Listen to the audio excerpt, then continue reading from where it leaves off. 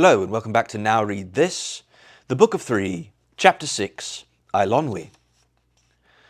Taran came to his senses on a pile of dirty straw, which smelled as though Gurgi and all his ancestors had slept on it. A few feet above him, pale yellow sunlight shone through a grating. The feeble beam ended abruptly on a wall of rough, damp stone. The shadows of bars lay across the tiny patch of light. Instead of brightening the cell, the wan rays made it appear only more grim and closed in. As Taran's eyes grew accustomed to this yellow twilight, he made out a heavy, studded portal with a slot at the base. The cell itself was not more than 3 paces square. His head ached. Since his hands were still bound behind him, he could do no more than guess at the large and throbbing lump. What had happened to Gwydion he dared not imagine. After the Cauldron Warrior had struck him, Taran had regained consciousness only a few moments before slipping once again into whirling darkness. In that brief time, he vaguely remembered opening his eyes and finding himself slung over a guard's back. His confused recollection included a dim corridor with doors on either side. Gwydion had called out to him once, or so Taran believed. He could not recall his friend's words. Perhaps even that had been part of the nightmare. He supposed Gwydion had been cast into another dungeon. Taran fervently hoped so. He could not shake off the memory of Acran's livid face and horrible screaming, and he feared she might have ordered Gwydion slain. Still, there was good reason to hope his companion lived. Acran could easily have cut his throat as he braved her in the council hall, yet she had held back. Thus, she intended to keep Gwydion alive. Perhaps, Taran thought wretchedly, Gwydion would be better off dead.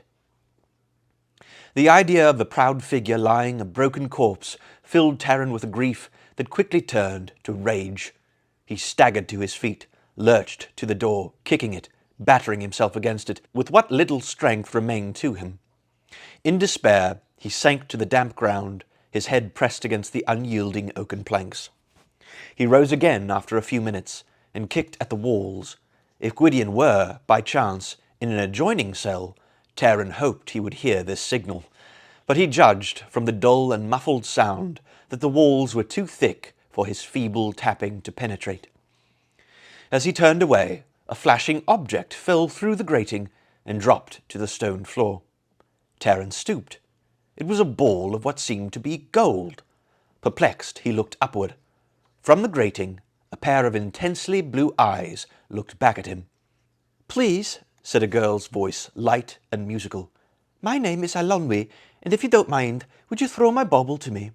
I don't want you to think I'm a baby playing with a silly bauble, because I'm not, but sometimes there's absolutely nothing else to do around here, and it slipped out of my hands when I was tossing it." "Little girl," Taran interrupted. But I'm not a little girl," Eilonwy protested. "Haven't I just finished telling you? Are you slow-witted? I'm sorry for you, it's terrible to be dull and stupid. What's your name?" she went on. "It makes me feel funny not knowing someone's name. Wrong-footed, you know, or as if I had 3 thumbs on one hand, if you see what I mean. It's clumsy." "I'm Taran of Caerdalban," Taran said, then wished he had not. This, he realized, could be another trap. "That's lovely," Eilonwy said gaily. "I'm very glad to meet you. I suppose you're a lord, or a warrior, or a war leader, or a bard, or a monster, though we haven't had any monsters for a long time." "I'm none of those," said Taran, feeling quite flattered that Eilonwy should have taken him for any one of them.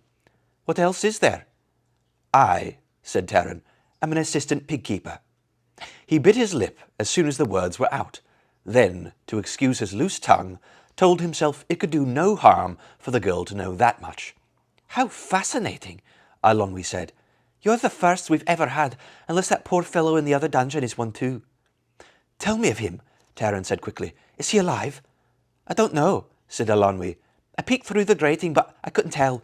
He doesn't move at all, but I should imagine he is alive, otherwise Acran would have fed him to the ravens. Now please, if you don't mind, it's right at your feet."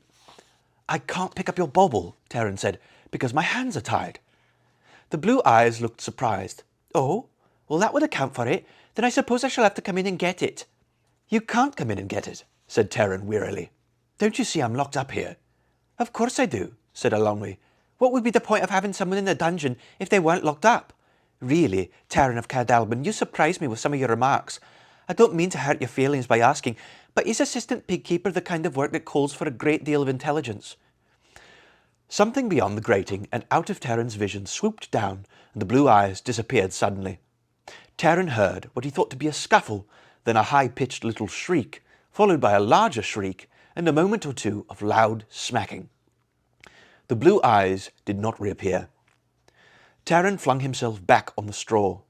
After a time, in the dreadful silence and loneliness of the tiny cell, he began suddenly to wish Eilonwy would come back. She was the most confusing person he had ever met, and surely as wicked as everyone else in the castle, although he could not quite bring himself to believe it completely. Nevertheless, he longed for the sound of another's voice, even Eilonwy's prattling. The grating above his head darkened. Night poured into the cell in a black, chilly wave. The slot in the heavy portal rattled open. Taran heard something being slid into the cell and crawled towards it. It was a shallow bowl. He sniffed carefully and finally ventured to touch his tongue to it, fearing all the while that it might be poisoned food. It was not food at all, but only a little water, warm and musty. His throat was so parched that Taran disregarded the taste, thrust his face into the bowl and drank it dry. He curled up and tried to sleep away his pain. The tight thongs pinched, but his swollen hands were mercifully numb.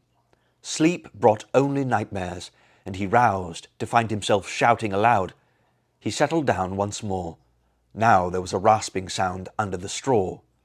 Taran stumbled to his feet. The rasping grew louder. "Move away!" cried a faint voice. Taran looked around him, dumbfounded. "Get off the stone!" He stepped backwards. The voice was coming from the straw. "Well, I can't lift it with you standing on it, you silly assistant pigkeeper," the muffled voice complained. Frightened and puzzled, Taran jumped to the wall. The pallet began rising upward. A loose flagstone was lifted, pushed aside, and a slender shadow emerged, as if from the ground itself. "Who are you?" Taran shouted. "Who did you expect?" said the voice of Eilonwy. "And please don't make such a racket. I told you I was coming back. Oh, there's my bauble." The shadow bent and picked up the luminous ball. "Where are you?" cried Taran. "I could see nothing." "Is that what's bothering you?" Eilonwy asked. "Why didn't you say so in the first place?" Instantly, a bright light filled the cell. It came from a golden sphere in the girl's hand. Taran blinked with amazement. "What's that?" he cried. "It's my bauble," said Eilonwy. "How many times do I have to tell you?" But it lights up. What did you think it would do? Turn into a bird and fly away?"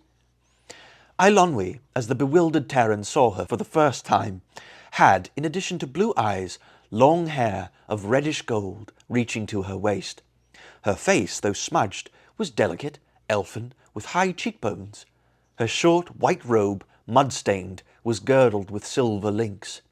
A crescent moon of silver hung from a fine chain around her neck. She was 1 or 2 years younger than he, but fully as tall.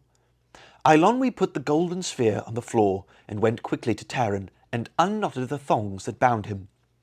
"I meant to come back sooner," Eilonwy said, "but Acrin caught me talking to you. She started to give me a whipping. I bit her. Then she locked me in one of her chambers, deep underground," Eilonwy went on, pointing to the flagstones. "There are hundreds of them under Spiral Castle, and all kinds of galleries and little passages, like a honeycomb. Acrin didn't build them. This castle, they say, once belonged to a great king. She thinks she knows all the passageways, but she doesn't. She hasn't been in half of them. Can you imagine Acrin going through a tunnel? She's older than she looks, you know." Eilonwy giggled. "But I know every one, and most of them connect with each other. It took me longer in the dark, though, because I didn't have me bauble." "You mean you live in this terrible place?" Taran asked. "Naturally," Eilonwy said. "You don't imagine I'd want to visit here, do you?" Is Acrin your mother?" Taran gasped and drew back fearfully. "Certainly not," cried the girl. "I am Eilonwy, daughter of Angared, daughter of Urgat, daughter of... Oh, it's such a bother going through all that. My ancestors," she said proudly, "are the Sea People. I am the blood of Lear, half-speech, the Sea King. Acrin is my aunt, although sometimes I don't think she's really my aunt at all." "Then what are you doing here?" "I said I live here," Eilonwy answered. "It must take a lot of explaining before you understand anything.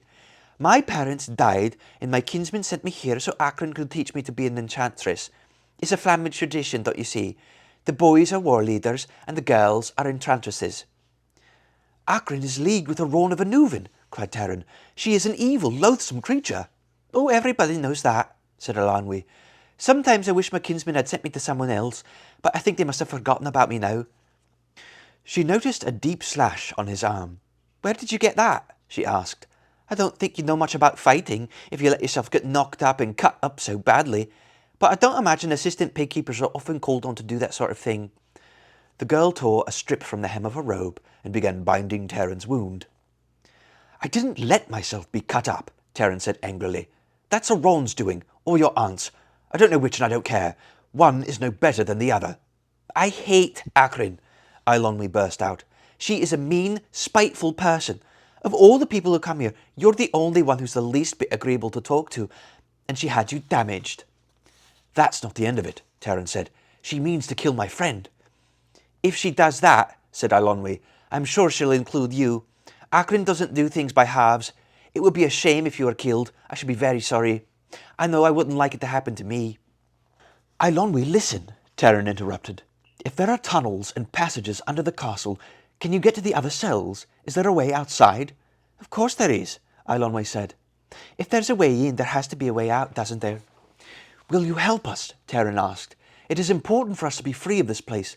Will you show us the passage? Let you escape, Eilonwy giggled. Wouldn't Acrin be furious at that? She tossed her head. It would serve her right for whipping me and trying to lock me up. Yes, she went on, her eyes dancing. That's a wonderful idea. I would love to see her face when she comes down to find you. Yes, that would be more fun than anything I could think of. Can you imagine? Listen carefully, Taran said. Is there a way you can take me to my companion? Eilonwy shook her head. That would be very hard to do. You see, some of the galleries connect with the ones leading to the cells, but when you try to go across, what happens is that you start to run into passages that... Never mind then, Taran said. Can I join him in one of the passageways? I don't see why you'd want to do that, said the girl. It would be so much simpler if I just go and let him out and have him wait for you beyond the castle. I don't understand why you want to complicate things. It's bad enough for 2 people crawling about, but with 3, you can imagine what they would be, and you can't possibly find your way by yourself. Very well, Taran said impatiently. Free my companion first. I only hope he is well enough to move. If he isn't, then you must come and tell me right away, and I'll think of some means of carrying him. And there is a white horse, Melangar, Taran went on. I don't know what's been done with her. She would be in the stable, Eilonwy said. Isn't that where you'd usually find the horse? Please, Taran said, you must get her too, and weapons for us. Will you do that? Eilonwy nodded quickly. Yes, that should be very exciting. She giggled again. She picked up the glowing ball, cupped it in her hands, and once again the cell was dark. The stone grated shut, and only Eilonwy's silvery laugh lingered behind. Taran paced back and forth. For the first time, he felt some hope, though he wondered how much he could count on this scatterbrained girl. She was likely to forget what she had started out to do. Worse, she might betray him to Acrin. It might be another trap, a new torment that promised him freedom, only to snatch it away. But even so, Taran decided, they could be no worse off. To save his energy, he lay down on the straw and tried to relax. His bandaged arm no longer pained him, and while he was still hungry and thirsty, the water he had drunk had taken some of the edge from his discomfort. He had no idea how long it would take to travel through the underground galleries, but as time passed, he grew more anxious. He worked at the flagstone the girl had used. It would not move, though Taran's efforts bloodied his fingers. He sank again into dark, endless waiting. Eilonwy did not return. Hey, you want to buy something? You can check the description for my books and audiobooks. Thank you so much for watching, and don't forget to like and subscribe for more content.